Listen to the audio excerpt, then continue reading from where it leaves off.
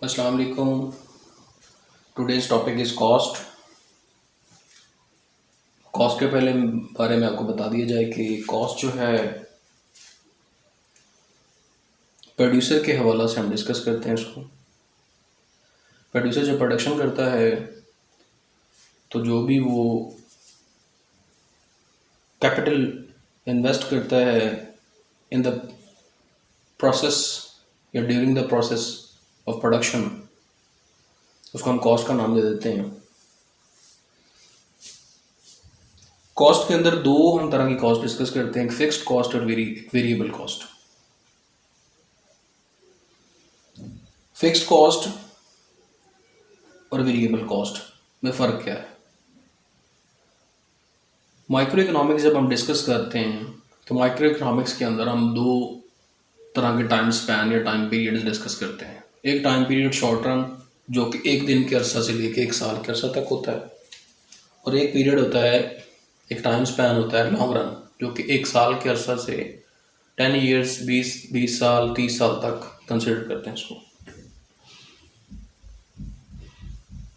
अब fixed cost और variable cost की कुछ एग्जांपल्स आपको देते हैं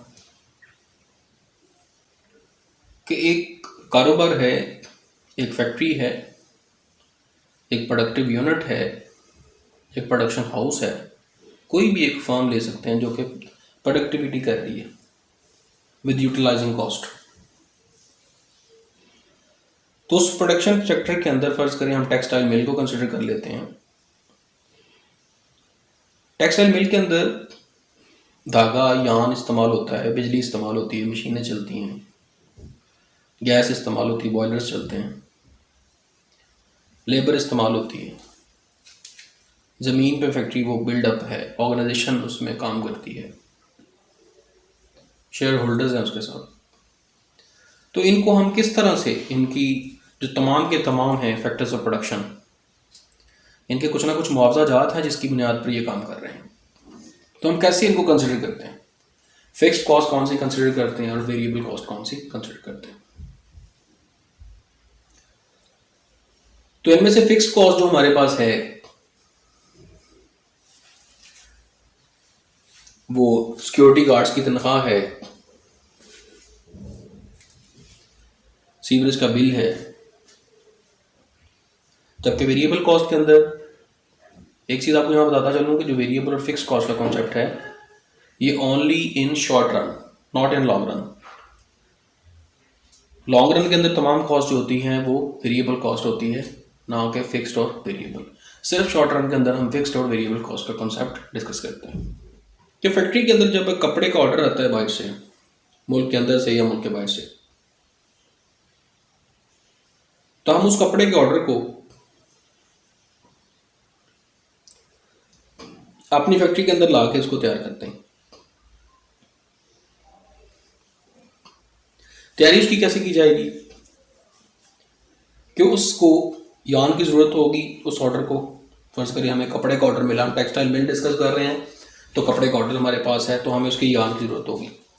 जितना ज़्यादा ऑर्डर होगा उतना ज़्यादा यान चाहिए होगा, तो कॉस्ट क्या करेगी, वेरी करेगी। धागा जब ज़्यादा चाहिए होगा, ऑर्डर जब बड़ा आएगा तो धागा ज़्यादा चाहिए।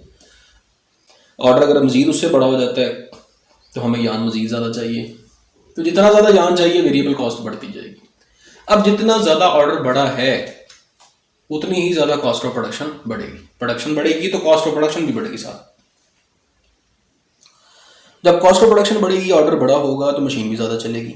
जब मशीन ज़्यादा चलेंगी तो बिजली का बिल भी ज़्यादा आएगा, कॉस्ट वेरी करेगी। जब मशीन्स को ज़्यादा देर के लिए चलाना है तो लेबर भी ज़्यादा चाहिए होगी। तो जब ज़्यादा लेबर चाहिए तो उसके लिए कॉस्ट वेरी करेगी, लेबर को उजरत भी ज़्यादा पे करनी पड़ेगी, मैनेजमेंट ज़्यादा हायर करनी पड़ेगी, ज़्यादा देर रोकनी पड़ेगी। ज़्यादा हायर करेंगे, ज़्यादा देर रोकेंगे, ज़्यादा काम लेंगे उनसे तो उनकी कॉस्ट वेरी करेगी, उनकी कॉस्ट बढ़ेगी, उनको कॉस्ट ज़्यादा पे करनी पड़ेगी। That is variable cost. अब आए फिक्स कॉस्ट की तरफ कि इसी एग्जांपल को हम फिक्स कॉस्ट की तरफ ले जाते हैं। तो फिक्स कॉस्ट क्या बनेगी? फिक्स कॉस्ट हमारी बनेगी जी कमाली है। हमारे पास कपड़े का ऑर्डर 500 मीटर आए, हमारे पास कपड़े का ऑर्डर 1,00,000 मीटर आए। माली की ड्यूटी 8 घंटे है। माली जो बागबानी करता है वहां पे उसकी तनख्वाह 20,000 रुपये है, तो उसकी तनख्वाह 20,000 ही रहेगी, उसकी तनख्वाह 20,000 ही रहेगी। क्यों? क्योंकि वो फिक्स्ड फैक्टर ऑफ प्रोडक्शन है, उसका उस प्रोडक्शन के साथ कोई ताल्लुक नहीं है। माली का ऑर्डर के बढ़ जाने से, ऑर्डर के ज्यादा आ जाने से कोई ताल्लुक नहीं है, he is not concern to that order. ठीक है जी। तो इसलिए माली की तनख्वाह 20,000 ही रहेगी, चाहे कपड़े का ऑर्डर हमें 500 मीटर की बजाय लाख मीटर आ जाए, 2 लाख मीटर आ जाए, माली की तनख्वाह 20,000 से 40,000 नहीं हो जाएगी। ठीक है जी। इसी तरह सिक्योरिटी गार्ड है, हमारे पास फैक्ट्री में 500 मीटर की बजाय ऑर्डर जो है वो 500 मीटर की बजाय 5 लाख मीटर आ जाता है, तो गार्ड की तनख्वाह अगर 15,000 है तो वो 15,000 ही रहेगी, 20,000 है तो 20,000 ही रहेगी, वो तनख्वाह डबल नहीं हो जाएगी, ट्रिपल नहीं हो जाएगी। ठीक है जी। तो यह है फिक्स कॉस्ट के ज़िम्मे में। सीवरेज का बिल अगर 5,000 आता है तो 5,000 ही रहेगा, उसका बिल 50,000 नहीं हो जाएगा प्रोडक्शन के बढ़ने के साथ। तो इसलिए कॉस्ट ऑफ प्रोडक्शन जो है वो वेरी जब करती है तो उसको हमको वेरिएबल कॉस्ट बोलते हैं, जब कॉस्ट ऑफ प्रोडक्शन फिक्स्ड रहती है तो उसको हम फिक्स्ड कॉस्ट बोलते हैं। तो इसमें मेजर जो हमारे पास समझने वाली चीज है पूरे चैप्टर में, इसमें इसके टेबल्स हैं, इसके डायग्राम्स हैं। तो सबसे पहले आपको टेबल बना के व्हाइट बोर्ड पे दिखाता हूं कि मैथमेटिकली हम इसको कैसे प्रूव करेंगे। तो हम कॉस्ट लिहाजा C is a function of quantity,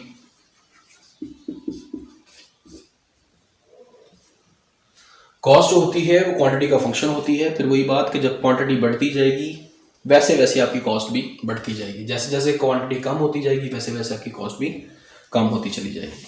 तो नंबर 1 हम एक कॉलम ड्रॉ करेंगे, यहाँ पे क्वांटिटी लेंगे इसकी, ठीक है जी, फिर फिक्स्ड कॉस्ट लेंगे, फिर वेरिएबल कॉस्ट लेंगे।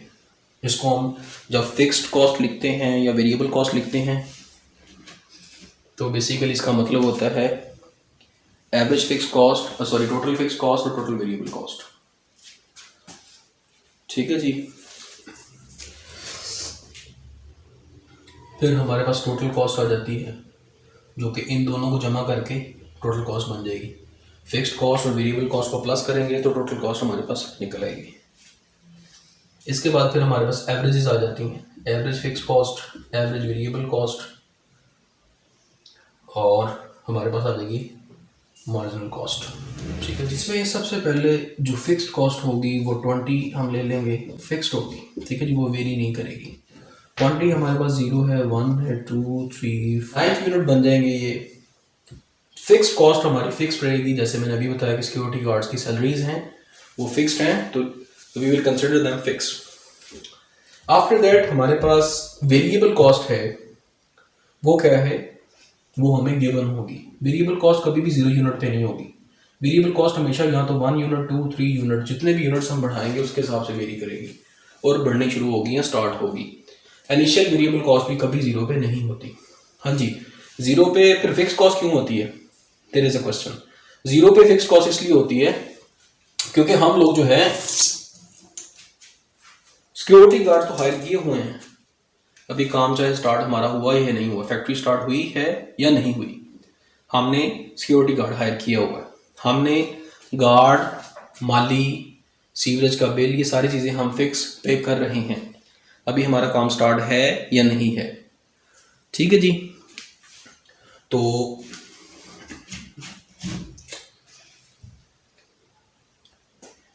हम उसके बाद टोटल कॉस्ट की तरफ जाते हैं। Total cost very simple, VC plus FC। ठीक है जी, VC को और FC को प्लस कर देंगे तो हमारे पास क्या आ जाएगी, हमारी टोटल कॉस्ट। तो 20 प्लस 0 20। ठीक है जी, हमारी कॉस्ट टोटल क्या आ जाएगी, 20। तो हमारी टोटल कॉस्ट फिल वक्त 20 आ जाएगी, FC को VC के साथ प्लस कर देंगे, वेरी सिंपल। इसी तरह हमारे पास वेरिएबल कॉस्ट गिवन है, ये गिवन वेरिएबल कॉस्ट होगी तो हम इसको प्लस करते जाएंगे, हमारे पास टोटल कॉस्ट आती जाएगी। ठीक है जी। एज सच अगर हमारे पास वेरिएबल कॉस्ट गिवन नहीं होती, हमारे पास टोटल कॉस्ट गिवन होती है, तो फिर हम क्या कर सकते हैं, तो फिर हम वेरी सिंपल कि टोटल कॉस्ट में से इसको माइनस कर दें, हमारे पास वेरिएबल कॉस्ट आ जाएगी। ठीक है जी, दो तरीके मैंने बता दिए हैं कि अगर हमारे पास वेरिएबल कॉस्ट गिवन है और फिक्स कॉस्ट गिवन है तो हम टोटल कॉस्ट कैसे निकाल सकते हैं। इन दोनों को आपस में प्लस कर दें, ये मैंने लिख भी दिया है, VC प्लस FC। ठीक है जी, VC और FC को प्लस कर देंगे तो हमारे पास क्या आ जाएगा, टोटल कॉस्ट निकल आएगा। तो वेरिएबल कॉस्ट हमारे पास अगर गिवन है तो we can say that 60, 100, 150, 160, 180, 210, 250, 300 as well as 360। हम जो है 60-20 प्लस करेंगे, 60 प्लस 20 हमारे पास आ जाएगा 80, 100 प्लस 20 120, 130 प्लस 20 150। ठीक है जी, ये मैंने ये जो निशान लगाए हैं इसका मतलब है एज सच फिक्स्ड कॉस्ट 20 ही रहेगी, ये चेंज नहीं होगी। ठीक है जी, तो हम इसको क्या करते जाएंगे, चौथा यूनिट पैदा किया तो उसकी कॉस्ट को प्लस करेंगे, टोटल कॉस्ट आ जाएगी। ठीक है जी, तो ये यूनिट्स हमने ले लिए साइड में, यूनिट्स, तो इनकी कॉस्ट हमने बता दी कि ये फिक्स कॉस्ट है, ये वेरिएबल कॉस्ट है। टोटल कॉस्ट क्या है, दोनों को प्लस करना, हमारे पास टोटल कॉस्ट आ जाएगी। इसकी टोटल कॉस्ट क्या है, दूसरे यूनिट की 20 प्लस 100 120। ठीक है जी, तो ये हमारा सारा पोर्शन जो है वो टोटल कॉस्ट का निकलता जाएगा।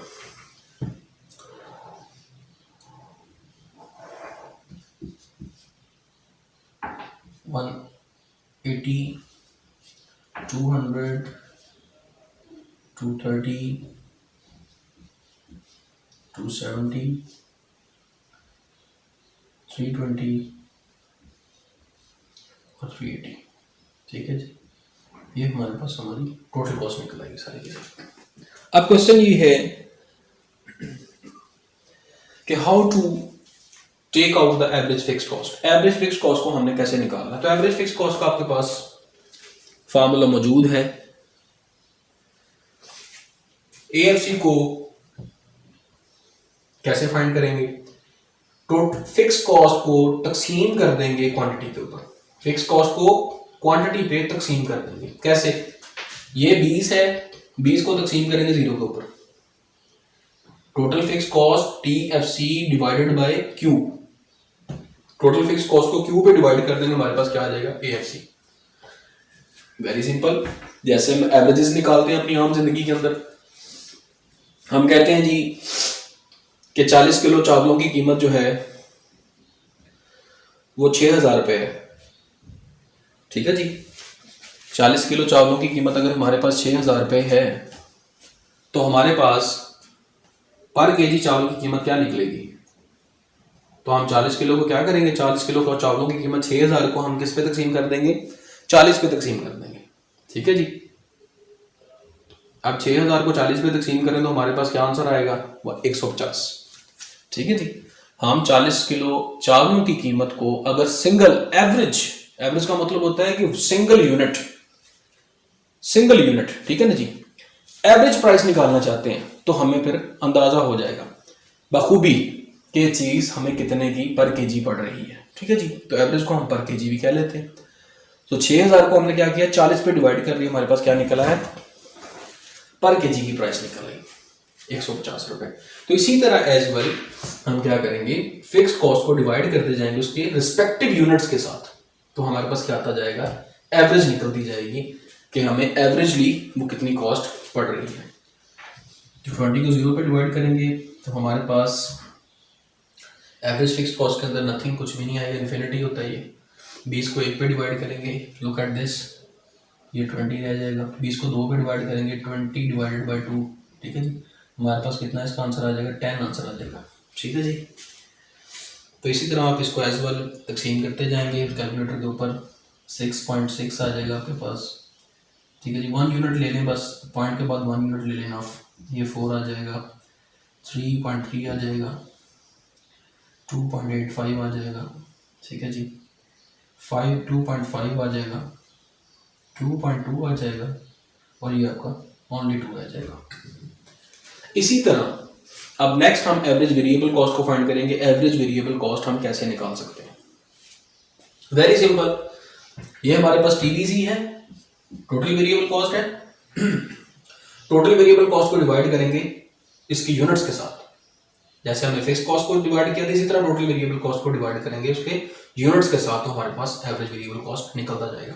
तो करके देखें, पहले पे नथिंग, दूसरे पे देखें 60 डिवाइडेड बाय 1 कितना आ गया 60, 100 divided by 2 100 divided by 2 is equal to 50, ठीक है ना जी। इसी तरह नेक्स्ट करें 130 डिवाइडेड बाय 3, 130 को 3 के साथ डिवाइड करेंगे तो हमारे पास कितना आएगा 43.3, ठीक है जी 43.3 आंसर आ जाएगा। उसके नेक्स्ट 37.5 आ जाएगा हमारे पास, उसके बाद 32 आ जाएगा, ठीक है जी। फिर हमारे पास 30 आ जाएगा, फिर 30 आ जाएगा, ठीक है ना जी। फिर हमारे पास 31.225 आ जाएगा, 31.25, फिर 33.33 आ जाएगा, फिर 36 आ जाएगा, ठीक है जी। अब last and for most important MC, marginal cost. Marginal cost को हम फाइंड कैसे करेंगे? तो मार्जिनल कॉस्ट का फार्मूला पहले आपको बताया गया है कि D into T C over D into Q, derivative of quantity with respect to derivative of total cost. क्या हमने चेंज चेक करना है? चेंज, तो चेंज कैसे चेक हो सकता है? हम बेसिकली अकेले अकेले यूनिट का क्या लेना चाहते हैं? अकेले अकेले यूनिट की प्रोग्रेस लेनी चाहते हैं कि अकेला अकेला यूनिट, ये 10 यूनिट्स हमने डिस्कस किए हैं ना, तो 10 में से अकेला अकेला यूनिट हमें कितनी कितनी कॉस्ट में पड़ रहा है। ये तो हमें जो एवरेजेस बता रहे हैं, ये तो बता रहे हैं कि ऑन एन एवरेज तमाम यूनिट्स की क्या एवरेज है, सिंगल सिंगल, ठीक है जी। इसमें अकेला अकेला यूनिट वाज़ेह नहीं है। अब फिर वही बात करूंगा कि एवरेज में हमेशा अकेले अकेले यूनिट की परफॉर्मेंस नहीं आती। छोटी सी मिसाल देता हूं इसकी टेक्सटाइल मिल की मिसाल लेते हैं हम कि टेक्सटाइल मिल के अंदर हम कपड़ा पैदा कर रहे हैं ना जी, हमने कपड़े की मिसाल ली हुई है, उसी मिसाल को कंटिन्यू करते हैं कि कपड़े की मिसाल को, जो कपड़ा पैदा करते हैं जी, हम पहला यूनिट पैदा करते हैं तो हमें उसकी टोटल वेरिएबल कॉस्ट 20 यूनिट्स बर्दाश्त करनी पड़ती है, टोटल कॉस्ट सॉरी, और टोटल फिक्स कॉस्ट 20 यूनिट्स बर्दाश्त करनी पड़ती है जब हम जीरो प्रोडक्टिविटी कर रहे हैं, कुछ भी पैदा नहीं अभी कर रहे हैं। लेकिन जैसे ही हम पहला यूनिट पैदा करते हैं तो हमें 60 रुपए वेरिएबल कॉस्ट के मद में बर्दाश्त करने पड़ रहे हैं, जिसके अंदर लेबर की वेजेस हैं, जिसके अंदर धागे के चार्जेस हैं, वो सारी तमाम चीज़ें डाल के बिजली के बिल वगैरह, और इसके अंदर हमें 20 रुपीज़ जो है वो फिक्स कॉस्ट बर्दाश्त करनी पड़े। तो टोटल कॉस्ट कितनी बर्दाश्त की हमने? 80। इसके साथ मैंने कहा जी दूसरा यूनिट हमने पैदा किया 1 + 1, तो 20 फिक्स कॉस्ट और 100 जो है हमारे पास क्या है, टोटल वेरिएबल कॉस्ट। अब ये 100 जो टोटल वेरिएबल कॉस्ट है, बेसिकली ये 2 यूनिट्स की वेरिएबल कॉस्ट है, एक यूनिट की नहीं है, ठीक है जी, या दूसरे केले की नहीं है, ये इन दोनों की है, 1 और 2, 1 + 1, ठीक है ना जी, ये 1 + 1, इसका मतलब पहला ये यूनिट और ये यूनिट, इन दोनों की मिला के जो कॉस्ट वेरिएबल है वो कितनी है, 100 है। तो हमने क्या किया है, हमने 100 को 2 पे तकसीम करके क्या निकाल दिया, एवरेज वेरिएबल कॉस्ट। तो ये 100 की एवरेज निकली है। हमें ये नहीं पता लगा कि इस अकेले यूनिट को हमने पैदा किया तो हमें कितना बर्दाश्त करना पड़ा, 60। अब ये दूसरा यूनिट है, दूसरे की ये टोटल है, दूसरे केले की नहीं है, दूसरे की टोटल है, तो दूसरे की तो हमने एवरेज निकाल दी है, लेकिन हमें दूसरे केले की नहीं पता कि हमें कितने का पड़ा, ये इसकी कॉस्ट हमें कितनी बर्दाश्त करनी पड़ी। तो ये जो चीजें 1 बाय 1 आगे आती जा रही हैं, जो प्रॉब्लम्स आएगा उसको दूर करने के लिए फिर हम क्या करेंगे, मार्जिनल कॉस्ट का कॉन्सेप्ट डिस्कस करेंगे कि मार्जिनल कॉस्ट में हमने उस अकेले यूनिट की वर्थ कैसे चेक करनी है कि वो हमें कितने का पड़ा है, उसके ऊपर हमारी कितनी लागत आई है, कितनी कॉस्ट आई है, ठीक है जी। तो वो वेरी करेगी हर यूनिट की दूसरे के साथ, ठीक है जी। तो आइए इसको भी चेक करते हैं। नंबर 1 पे देखते हैं कि 0 से लेके 1 तक अगर हमारे पास चेंज है, ठीक है जी, किसमें चेंज है, टोटल कॉस्ट में। We will check the change in total cost with respect to quantity. ये क्वांटिटी है, ठीक है, क्वांटिटी में change and this change brings what changes in total cost, ये हम यहाँ पे चेक करते जाएंगे। तो फर्स्ट करें नंबर 1 पे हम देखते हैं कि 0 से हम 1 की तरफ आते हैं तो हमारे पास टोटल कॉस्ट में क्या तब्दीली आई है, 20 से 80, ठीक है जी। तो नंबर 1 पे कुछ नहीं, 80 minus 20 is equal to what, is equal to 60। ठीक है जी। तो हम कह सकते हैं जो 0 से लेकर 1 तक हम चेंज लेके आए हैं वो कितनी है, हमें वो यूनिट 60 रुपये का पड़ा। इसी तरह हम 1 से 2 की तरफ आए हैं। ठीक है जी, 1 से 2 की तरफ आए तो what is the change in total cost, 80 to 120। तो हम कह सकते हैं जी कि 1 2 3 तीनों की टोटल कॉस्ट 120 है। ठीक है जी, इन दोनों की 80 है टोटल कॉस्ट, इन दोनों की टोटल कॉस्ट कितनी है, 80 है। अब ये दूसरे केले की कितनी है, तो वही मिसाल हम इसको लेते होते हैं, अक्सर मिसाल इसकी देता हूं मैं कि हमारे पास 2 फ्रेंड्स हैं, 3 फ्रेंड्स हैं, ए बी सी। ठीक है जी, तीनों फ्रेंड्स का कंट्रीब्यूशन जो है वो हमारे पास है 50 रुपये। ठीक है जी, 50 रुपये में 2 फ्रेंड्स का कंट्रीब्यूशन है 40 रुपये। ठीक है जी, तीनों का कितना है 50 और 2 फ्रेंड्स का कंट्रीब्यूशन कितना है 40। तो हम तीसरे केले का कैसे फाइंड करेंगे कि तीसरे केले का कंट्रीब्यूशन क्या है, तो वेरी सिंपल, टोटल में से टोटल कितना है 50 और दोनों का कंट्रीब्यूशन कितना है 40, 50 में से 40 को माइनस कर दें, हमारे पास तीसरे केले का कंट्रीब्यूशन आ जाएगा। ठीक है जी, कितना तीसरे केले का कंट्रीब्यूशन आएगा 10 रुपये। ठीक है जी, तो 10 रुपये तीसरे का कंट्रीब्यूशन है। तो इसी तरह हम ये बता रहे हैं यहाँ पे कि 0 1 2 3 यूनिट्स हमने पैदा किए, 3 की टोटल कॉस्ट 120 है, जबकि 1 0 और 1 दोनों की जो टोटल कॉस्ट है वो 80 है। ठीक है जी, तो आप क्या कर देंगे 120 में से 80 को माइनस कर देंगे तो हमारे पास तीसरे केले की लागत आ जाएगी। तीसरा केला हमें कितने पैसों में पड़ा, तो तीसरा केला कितने में पड़ा 40 में। ठीक है जी, तो this is a way to get MC out from total cost. ठीक है जी, तो इसी तरह हम फाइंड करते जाएंगे, तो दूसरे से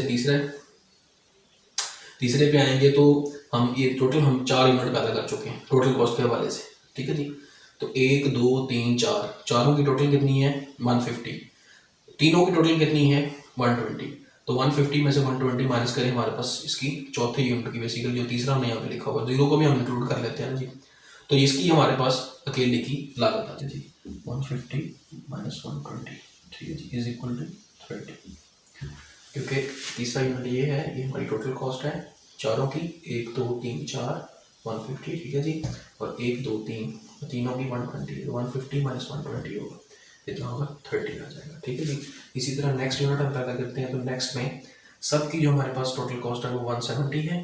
ठीक है जी, जबकि 1 2 3 4 इन चारों की क्या है 150, तो 170 में से 150 माइनस कर देंगे, हमारे पास क्या बच जाएगा 170 माइनस 150, इतना आ जाएगा 20 आ जाएगा आंसर हमारे पास के जो हमारा चौथा यूनिट है अकॉर्डिंग टू दिस नंबर्स के अतबार से चौथा, और वैसे टोटली 1 2 3 4 5 ये 5वां यूनिट हमारे कितने का पड़ रहा है 20 रुपये का पड़ रहा है। देखा जाए तो हमें पर यूनिट जो इंक्रीज होता जा रहा है वो क्या है, डिक्रीज होता जा रहा है, 60 40 30 20।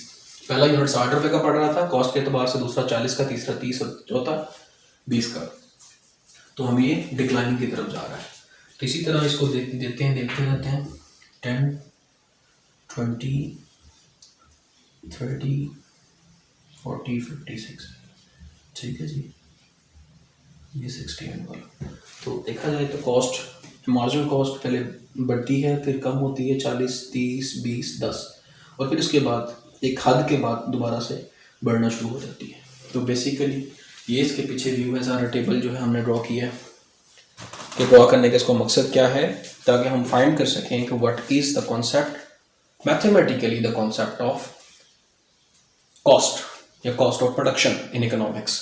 तो हमने इसमें टोटल फिक्स कॉस्ट को डिस्कस किया, टोटल वेरिएबल कॉस्ट को डिस्कस किया, टोटल कॉस्ट को डिस्कस किया जो कि मजमुआ है फिक्स्ड और वेरिएबल कॉस्ट का। फिर हमने उनकी एवरेजेस निकाली, एवरेज फिक्स्ड कॉस्ट और एवरेज वेरिएबल कॉस्ट, और सबसे लास्ट में हमने मार्जिनल कॉस्ट फाइंड किया कि मार्जिनल कॉस्ट किस तरह से अकेले यूनिट की कॉस्ट हमें निकाल के दिखाती है। ठीक है जी, तो आज का हमारा जो लेक्चर है वो इसी के ऊपर एंड